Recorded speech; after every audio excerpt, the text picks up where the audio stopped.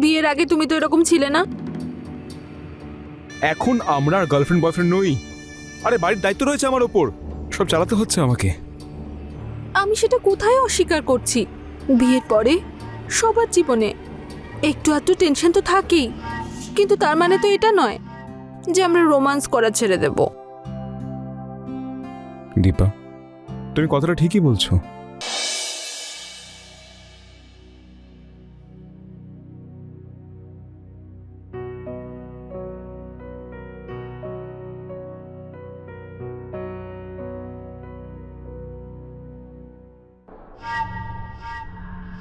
দীপা, কি আর কি হচ্ছে? রোহন, কি হয়েছে তোমার? আমাদের সবে বিয়ে হয়েছে আর তুমি কিনা সবসময় এই হিসেব নিকেশ নিয়ে পড়ে আছো। যদি এসবই করতে হয় তাহলে আমাকে বিয়ে করলে কেন? দেখো দীপা, সকাল সকাল মাথা খারাপ করো না তো। বিয়ের আগে তুমি তো এরকম ছিলে না। এখন আমরা আর গার্লফ্রেন্ড বয়ফ্রেন্ড নই। আরে বাড়ির দায়িত্ব রয়েছে আমার ওপর, সব চালাতে হচ্ছে আমাকে। আমি সেটা কোথায় অস্বীকার করছি। বিয়ের পরে সবার জীবনে একটু আধটু টেনশন তো থাকেই, কিন্তু তার মানে তো এটা নয় যে আমরা রোমান্স করা ছেড়ে দেব। দীপা, তুমি কথাটা ঠিকই বলছো, কিন্তু তুমি তো সবটাই জানো যে আমাদের বিয়ের পর আমাদের বাবা মারা কেমন করে মুখ ফিরিয়ে নিয়েছিল। তারপর তো সব দায়িত্ব তো আমার উপর এসে গেল। তোমাকে এত চিন্তা করার প্রয়োজন নেই। বিয়ে তো আমরা দুজনে একসঙ্গে করেছি, তাই দায়িত্ব আমরা দুজনেই পালন করব। মানে আমি ঠিক বুঝলাম না। তুমি এত কেন চিন্তা করছো? আমি কোনো পার্ট টাইম জব করে নেব। কি এত ভাবছো?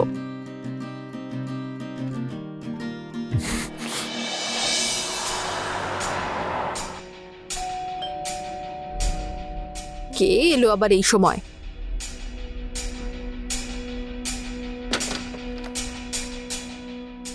মহেশ, তুমি? কেন আমি এখানে আসতে পারি না? এখন কি এভাবে বাইরেই দাঁড় করিয়ে রাখবে? সরি, ভিতরে এসো। তুমি বসো, আমি তোমার জন্য জল নিয়ে আসছি। হুম।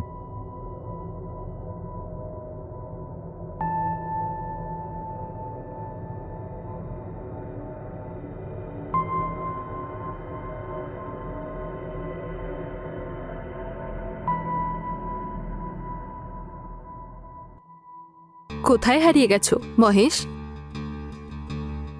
আমি জানি এটা তুমি এটাই ভাবছো তো, যে আমি এই ছোট্ট বাড়িটায় কি করে থাকছি। তুমি তো জানোই মহেশ, আমি লাভ ম্যারেজ করেছি, আর আমাদের বাড়ির লোকেরা আমাদের মেনে নেয়নি। যাক, এসব ছাড়ো। তুমি বলো, তুমি এখানকার খোঁজ পেলে কি করে? তুমি তো ইউএসএ তে ছিলে না? আমি তোমার বন্ধু, তোমার সব খবর রাখি। আমি কালকেই ইউএস থেকে এসেছি, তোমার ব্যাপারে জানতে পারলাম, আর দেখো আজ দেখা করতে চলে এলাম। সরি, আসলে আমি তোমার হাজবেন্ডের বিষয়ে জিজ্ঞেস করতে ভুলেই গেছি। কোথায় সে? ডাকো তাকে, একটু কথা বলি। ও তো এখন অফিসে আছে, কিছুক্ষণের মধ্যেই চলে আসবে। তাহলে ঠিক আছে, আমি এখন আসি। আরে, এভাবে কেউ চলে যায় নাকি? ও কিছুক্ষণেই চলে আসবে, ওর সঙ্গে দেখা করে যাও। আর ডিনারটা আমরা একসঙ্গে করি। না না, ডিনার না, ডিনার অন্য সময় করব। হুম। কিন্তু কবে? আর তোমার হাজবেন্ড ফ্রি কবে থাকে, মানে ছুটি কবে থাকে ওর? সানডে। তাহলে সানডে সন্ধে 6টার সময় আসছি। সত্যি? একদম, এখন যাচ্ছি। হ্যাঁ।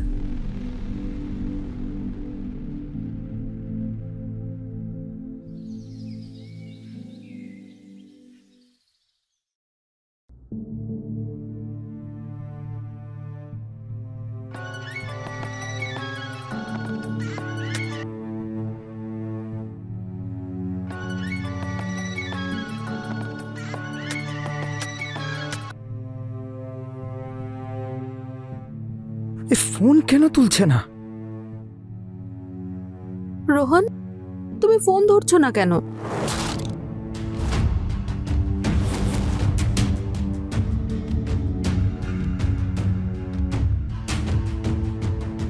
রোহন, আমি তোমার সঙ্গে কথা বলছি।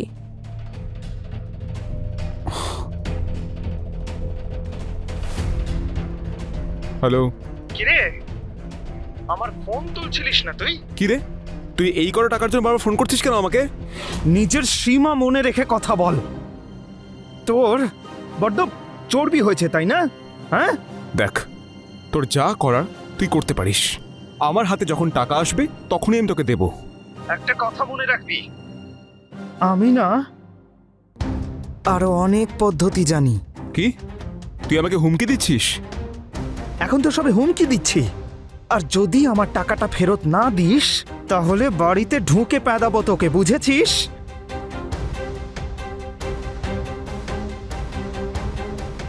দাঁড়া, মনে হচ্ছে তোর সঙ্গে দেখা করার সময় চলে এসেছে। কি ফোন করেছিল? কি হচ্ছে এসব?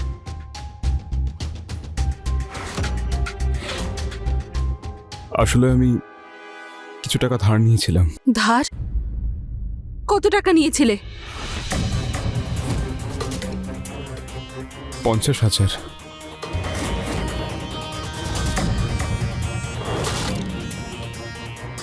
50,000?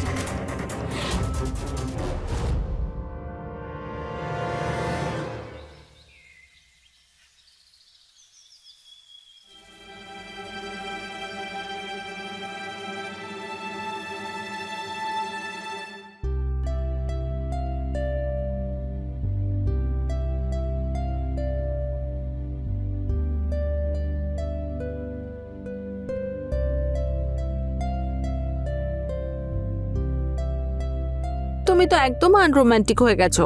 আরে আমার সোনা, যার মাথায় এতগুলো টেনশন ঘুরছে সে আবার রোমান্টিক কি করে হতে পারে? তোমাকে রোমান্টিক করে দেওয়ার আমার কাছে একটা ওষুধ আছে। মানে, আমি ঠিক বুঝলাম না।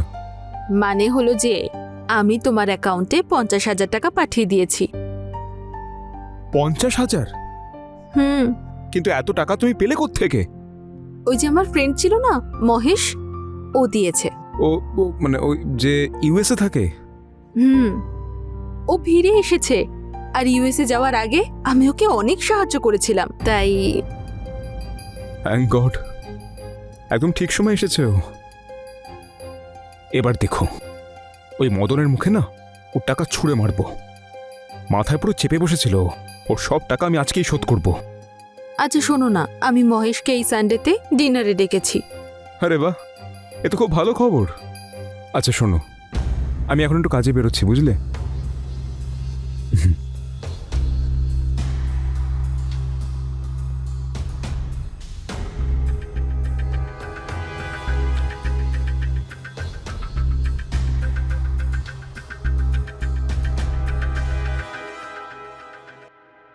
হ্যাঁ হ্যাঁ, আমি বাড়ি থেকে বেরিয়ে পড়েছি, আর কিছুক্ষণে ঢুকছি। এই, তুই এখানে কেন এসেছিস? হ্যাঁ, এটা তো খুবই স্বাভাবিক যে তোকে দেখার জন্য তো আমি আসিনি এখানে। আর তোর বাজে বকা বন্ধ কর, আর আমার টাকা নিয়ে আয়, আর আমাকে এক্ষুনি ফেরত দে। আরে 10,000 টাকার জন্য তুই এখানে চলে এলি? শোন, তুই তোর টাকা দুদিনেই পেয়ে যাবি, আমায় খালি 2 দিন সময় দে। কাল ক্রিকেট ম্যাচ রয়েছে, আমি টাকা লাগিয়েছি। আমি ম্যাচ জিতলেই তুই তোর টাকা পেয়ে যাবি। বাবারে বাবা, কি ডায়লগ মারিস তুই! হ্যাঁ, কোথা থেকে শিখেছিস? না, তোকে তো অ্যাওয়ার্ড দেওয়া উচিত ডায়লগ বলার জন্য। একটা কথা বল, যদি তুই হেরে যাস তাহলে? এই অশুভ কথা বলা বন্ধ কর। আমি পুরো 50,000 টাকা লাগিয়েছি, আর যদি জিতে যাই তাহলে কোটিপতি হয়ে যাব আমি। আর তোর এই 10,000 টাকা তোর মুখে ছুঁড়ে মারবো। হ্যাঁ, চল এখন ফোট এখান থেকে, আর কোনোদিন এখানে আসবি না। আর শোন, তোর এই টাকাগুলো দিতে নিচে যাব। এখন বেরো এখান থেকে। দেখ, ভালোই ভালোই না, আমার টাকাটা যেন পৌঁছে যায়। হ্যাঁ, মনে রাখিস, আমাকে যেন আর আসতে না হয়। চ বেরো। মনে থাকে যেন।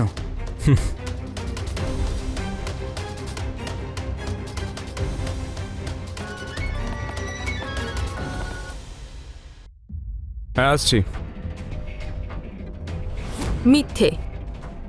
একটা মিথ্যেকে ঢাকার জন্য 10টা মিথ্যে, আর 10টা মিথ্যেকে ঢাকার জন্য 100টা মিথ্যে। এইভাবে চলতে চলতে মানুষ যে কখন মিথ্যের চোরাবালিতে ফেঁসে যায় সে নিজেও বুঝতে পারে না, আরও পুরোপুরি ফেঁসে যায়। আর যখনও এটা বুঝতে পারে ততক্ষণে অনেক দেরি হয়ে যায়।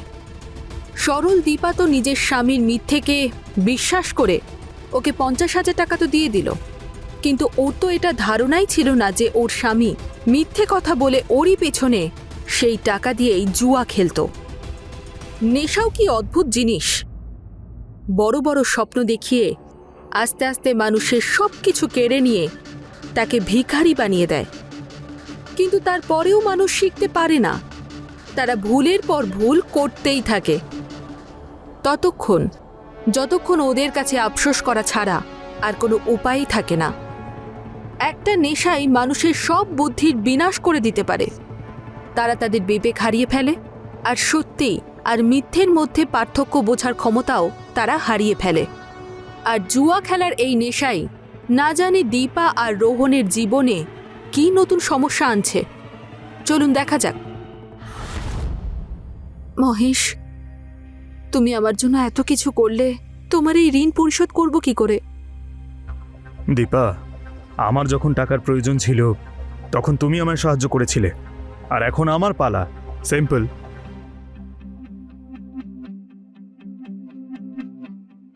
আমি তোমাকে কত ভালোবাসতাম দীপা, এই সব কিছু আমি তোমার জন্যই তো করছি। কিন্তু তুমি আমার ভালোবাসা না আগে বুঝতে পেরেছ, আর না এখন পারবে। কে হতে পারে? রোহন নিশ্চয়ই।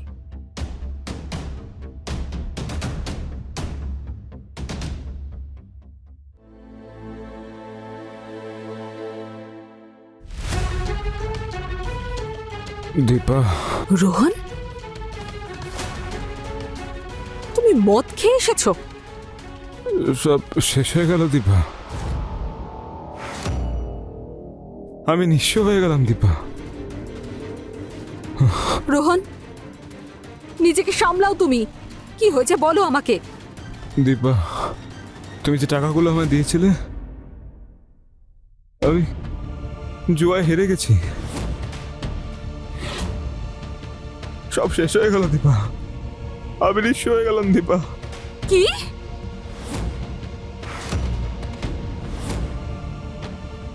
দীপা, আমি অনেক বড় ভুল করে ফেলেছি,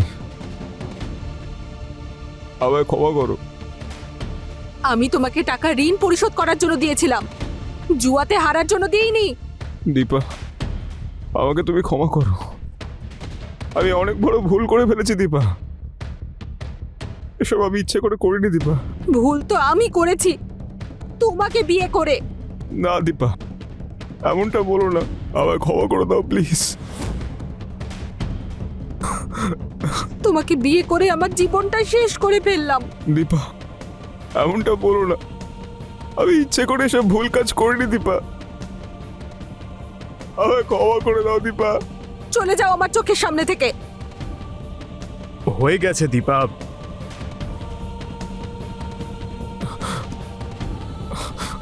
তুমি তুমি তুমি তুমি কে? ও মহেশ, আজ রাতে এখানে ডিনার করতে এসেছিল, আর তুমি? চুপ করো না দীপা, হয়ে যায় ভুল। আর রইল টাকার কথা, সেটা আমি দেখে নেব, ঠিক আছে? থ্যাঙ্কস। তুমি আর কতদিন করবে মহেশ? ওহো দীপা, ওভার রিয়াক্ট কেন করছো? রোহনকে নিয়ে যাও, হাত মুখ ধোয়া ওর, বাকিটা আমার ওপর ছেড়ে দাও।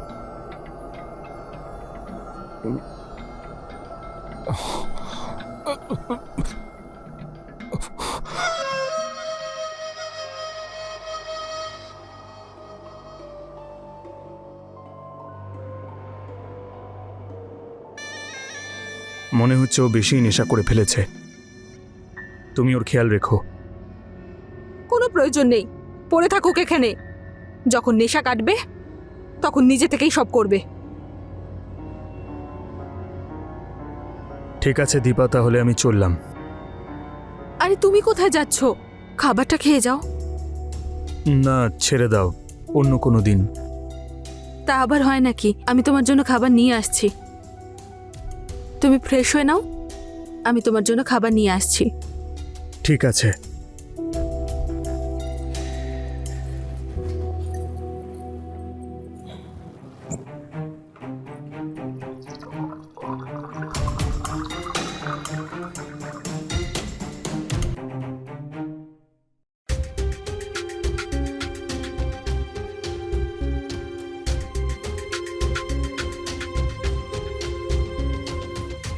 রোহন, ওঠো রোহন। রোহন উঠে পড়ো। হায় কি সুন্দরী! কে তুমি? ছাড়ো আমাকে। কে তুমি? কে? এই কথাটা মানে তোমার হাজবেন্ড তোমাকে বলেনি? আমি বলছি আমার সোনা, তোমার স্বামী তোমাকে জুয়ায় হেরে গেছে আমার কাছে, আর তুমি আজ থেকে না না না না না, বরং এখন থেকে শুধুমাত্র আমার। ছাড়ো আমাকে। কার তুমি? আমার প্রপার্টি তুমি, বুঝেছো? ছাড়ো। আরে আরে রোহন, রোহন, রোহন। আরে তুমি মানে আমার কথা বিশ্বাস করছো না? তোমার এই জুয়ারি স্বামী তোমাকে আর কি বলবে? এসো এসো, আমি তোমাকে খাওয়ার জন্য ধরেছি জান, দূরে যাওয়ার জন্য নয়। ছাড়ো আমাকে। আর একটা কথা শুনে রাখো, আমার ভালো করে মন দিয়ে শোনো। এই যে তোমার স্বামী, ওকে আমি ড্রিঙ্কসের মধ্যে ঘুমের ওষুধ মিশিয়ে খাইয়ে দিয়েছি। এখনো ঘুম থেকে আর সকালের আগে উঠবেই না। আর আমার সোনা, ব্যাস আমি আর তুমি সকাল পর্যন্ত শুধু মজা করব। ছাড়ো আমাকে। আরে ছেড়ে দেওয়ার জন্য এত পরিশ্রম করেছি নাকি আমি? নরম নরম তোমার গাল, আয় হায় কি সুন্দরী! ছাড়ো। আজকে ভালোবাসবো আর রোম্যান্স করবো জান। ছাড়। আরে তুই কে রে বে? আমি তোকে জিজ্ঞেস করছি তুই দেখাচ্ছি কে? তোকে মজা। ওঠো রোহন, রোহন।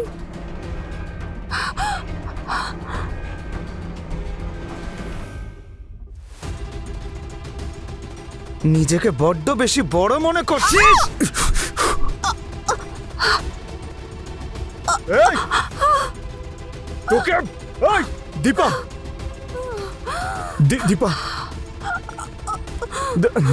দীপা, দীপা, দীপা। নিজের স্বামীকে সাহায্য করার কি পরিণাম হলো দীপার? বেচারিকে নিজের প্রাণটাই হারাতে হলো। কিন্তু এতে দোষটা কার ছিল? দীপার, যে নিজের স্বামীকে সব দিক থেকে সাহায্য করেছে, ভালোবাসা দিয়ে, সবকিছু দিয়ে। আর তারপরেও ওকে এসব দেখতে হলো? নাকি রোহনের, যে নেশাগ্রস্ত অবস্থায় ওই ঘরের চেয়ারেই বসেছিল, যে জানতেই পারল না যে ওর পিছনে কি ঘটে গেল? ভুল হলো সেই সমাজে ছড়িয়ে থাকা আবর্জনার, যা রোহন আর দীপাকে নিজের শিকার বানিয়ে নিল। রোহনকে মাধ্যম বানিয়ে আবার একটা সুন্দর হাসি খুশি পরিবারকে শেষ করে ফেলল।